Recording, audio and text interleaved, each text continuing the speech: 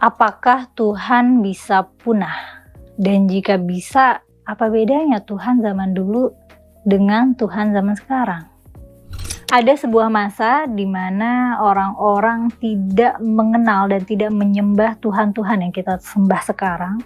Dan ada sebuah masa ketika orang-orang membangun kuil megah untuk dewa matahari misalnya. Mereka menyembelih lembu, mereka membakar dupa dan percaya bahwa dewa itu sedang mengawasi mereka dari langit. Dewa itu mengatur hujan, perang, dan kematian. Lalu berabad-abad kemudian gak ada lagi yang menyebut namanya. Kuilnya runtuh, doanya dilupakan, dan dewa itu menjadi cerita dalam dongeng. Dan penyembahnya menjadi catatan sejarah. Apakah Tuhan bisa mati? Belum lama aku menayangkan episode ayat-ayat sesat kitab suci edisi sejarah dan geologi, dan ada juga yang edisi sains, dan aku juga lagi nyusun yang edisi astronomi. Caranya bisa dengan klik tautan di deskripsi. Terima kasih sebelumnya. Aku akan berusaha konsisten konten dengan kualitas yang konsisten juga ya. Sepanjang sejarah manusia telah menyembah ribuan Tuhan dan dewa dalam sejarah umat manusia. Nama-nama mereka pernah disebut dengan rasa takut, rasa hormat, rasa cinta. Dan mereka bukan sekedar tokoh mitologi gitu. Pernah ada masanya Tuhan itu merupakan pusat dari tatanan dunia. Marduk, dewa tertinggi Babilonia, itu diyakini menciptakan dunia dari tubuh monster laut bernama Tiamat. Nah, ia memiliki kekuasaan tunggal dan dikenal sebagai raja para dewa. Di Mesir, Ra dan Amun-Ra itu dianggap sebagai dewa matahari sekaligus sumber kehidupan. Para Firaun itu diyakini sebagai manifestasi dari Ra di bumi. Di Yunani ada Zeus. Zeus berdiri sebagai penguasa langit dan dewa petir. Perannya hampir identik dengan Jupiter dalam tradisi Romawi, maupun dengan Indra dalam kitab-kitab Weda India. Nah, dewa-dewa ini mengatur hujan, kilat, kesuburan, dan kemenangan.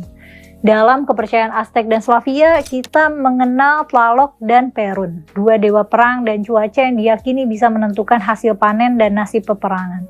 Nah, masing-masing dewa ini memiliki doa, aturan, upacara, bahkan kitab suci atau legenda yang dijadikan pedoman moral masyarakat. Mereka punya pendeta, kuil, dan umat yang siap mati demi mereka.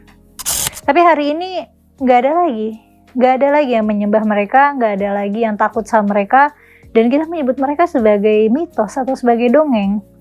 Padahal pada zamannya mereka adalah Tuhan dengan kekuasaan total. Lantas apa yang membuat kita yakin bahwa Tuhan hari ini berbeda? Dan pertanyaan ini bukan pertanyaan teologis ya, ini sejarah. Dan Tuhan itu ternyata bisa punah dan memang pernah punah. Bukan karena kalah perang atau karena kehilangan kekuatannya. Tuhan menjadi punah ketika tidak ada lagi yang percaya. Ketika umatnya mati dan generasi berikutnya menggantinya dengan nama baru, konsep baru, dan narasi baru. Ketika Babilonia jatuh, Marduk lenyap. Ketika kekaisaran Romawi Kristen bangkit, Jupiter dan Mars jadi mitos. Bahkan dalam Al-Quran, Tuhan-Tuhan seperti Baal, Lata, Uzza, dan Manat itu disebut sebagai berhala. Padahal dulu mereka disembah dan umatnya banyak. Lengkap dengan ritual dan pengikut yang yakin bahwa mereka adalah Tuhan yang benar. Nah, ini kan bukti ya bahwa status Tuhan itu sangat bergantung pada konteks sosial. Yang hari ini disebut sebagai Tuhan sejati bisa jadi dalam 1000 tahun atau dalam 2000-3000 tahun akan dianggap mitos, sama seperti Zeus dan Osiris sekarang. Kita sering menganggap Tuhan dalam agama-agama modern itu sebagai sesuatu yang benar-benar berbeda dari dewa-dewa kuno. Tapi kalau kita perhatikan lebih dekat, kemiripannya justru mencolok. Baik dewa kuno seperti Zeus, Ra, Indra, atau Marduk itu ditempatkan di langit, diasosiasikan dengan cahaya, petir, dan tahta surgawi gitu, singgasana surga gitu. Nah, Tuhan dalam agama monoteistik juga digambarkan tinggal di surga, di atas arsy gitu, atau turun dari langit untuk berkomunikasi.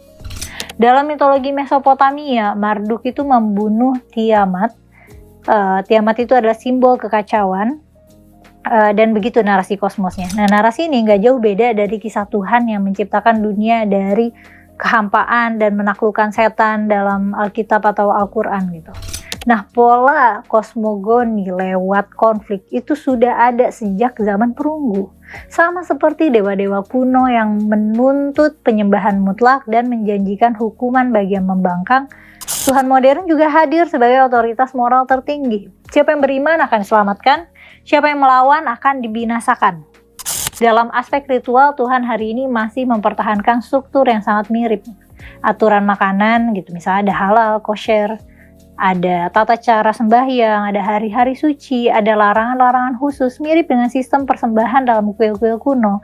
Bahkan Tuhan dalam agama modern tidak terlihat secara langsung, tapi dipercaya mengetahui segalanya, mengontrol segalanya, dan menjadi pusat penghakiman persis seperti Amun dalam Mesir.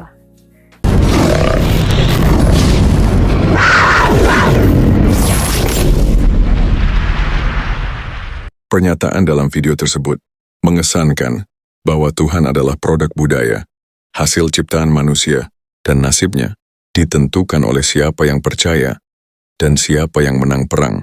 Tapi, mari kita kupas tuntas. Apakah Tuhan benar-benar punah? Atau yang punah itu hanyalah Tuhan-Tuhan buatan manusia?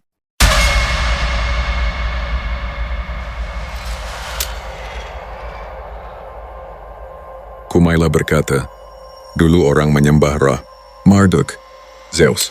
Sekarang sudah tidak ada lagi yang menyembah mereka. Apakah Tuhan juga akan punah seperti itu? Sekarang, mari kita luruskan pemahamannya. Ini merupakan kesalahan kategoris.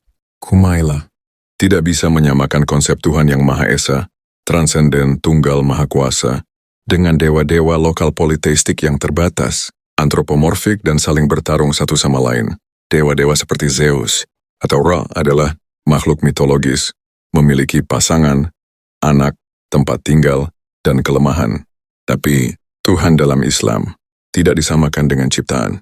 Ya Esa kekal tidak dilahirkan. Dan tidak melahirkan. Dia tidak mirip dengan makhluk apapun.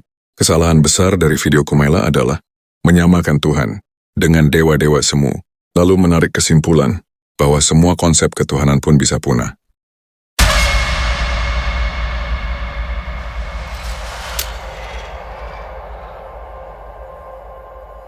Kumaila berkata, konsep Tuhan berubah dari waktu ke waktu. Mengikuti budaya, mari kita luruskan pemahamannya. Ingat, yang berubah adalah cara manusia memahami dan menyampaikan tentang Tuhan, bukan Tuhan itu sendiri.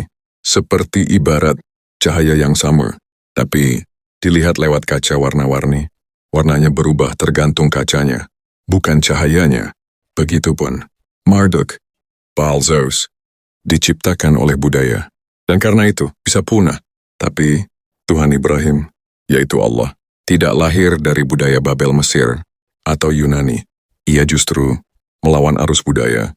Nabi Ibrahim menghancurkan berhala dan menolak politisme. Ketika semua orang menyembah dewa-dewa, jadi, apakah Tuhan berubah? Atau justru manusialah yang terus-menerus menurunkan ajaran murni menjadi budaya populer, lalu mengagungkan hasil ciptanya sendiri?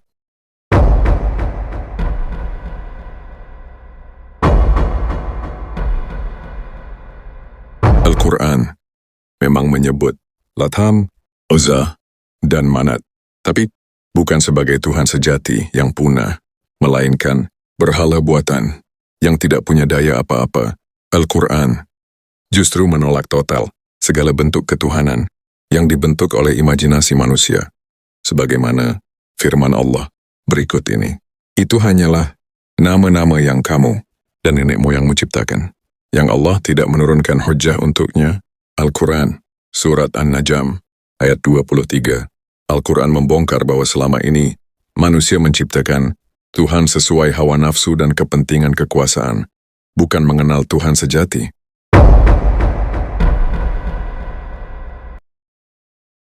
Kumaila berkata, Tuhan hari ini mungkin hanya versi teranyar dari dewa-dewa lama, dengan gaya lebih sopan dan demokratis. Kita luruskan pemahamannya lagi ya guys. Klaim Kumaila gagal dalam memahami perbedaan fundamental antara wahyu dan mitos. Dewa-dewa kuno muncul dari narasi lisan dan mitologi, tidak punya naskah otentik dan silsilah pewarisan ajaran. Sedangkan Tuhan dalam Islam disampaikan lewat wahyu ilahi yang tersistem, dicatat, dan dihafal sejak hari pertama. Dan tidak, sifat Tuhan tidak berubah. Yang berubah adalah pemahaman dan tafsir manusia yang sering menyesuaikan dengan keinginan zamannya. Tuhan dalam Al-Quran tetap sama, Maha Pengampun, tapi juga Maha Adil, Maha Penyayang. tapi juga memberi azab bagi yang zalim. Tidak bergeser mengikuti tren, demokrasi atau modernitas. Justru dialah penentu nilai moral, bukan produk dari perubahan moral.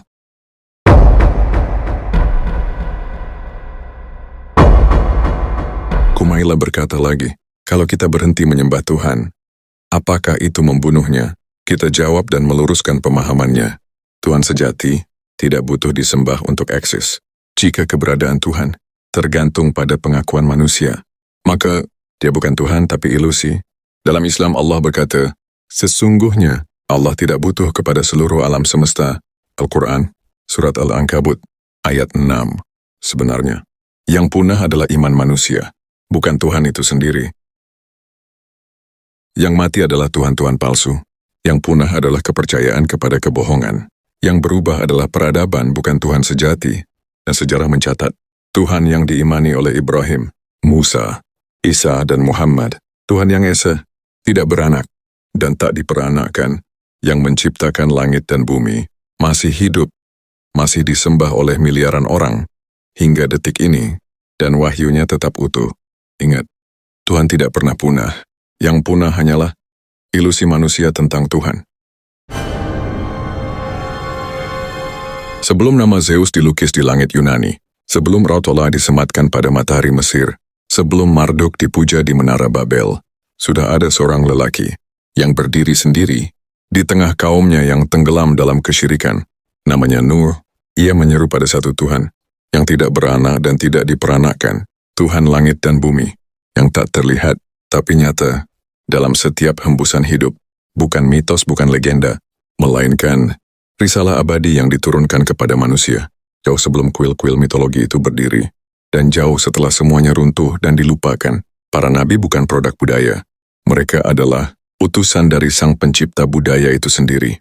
Tuhan tidak lahir dari zaman, zamanlah yang tunduk pada Tuhan. Tuhan tidak pernah punah. Yang punah hanyalah ilusi manusia tentang Tuhan, dan Tuhan yang sejati tidak lahir dari bumi, tapi telah ada sebelum segala yang ada.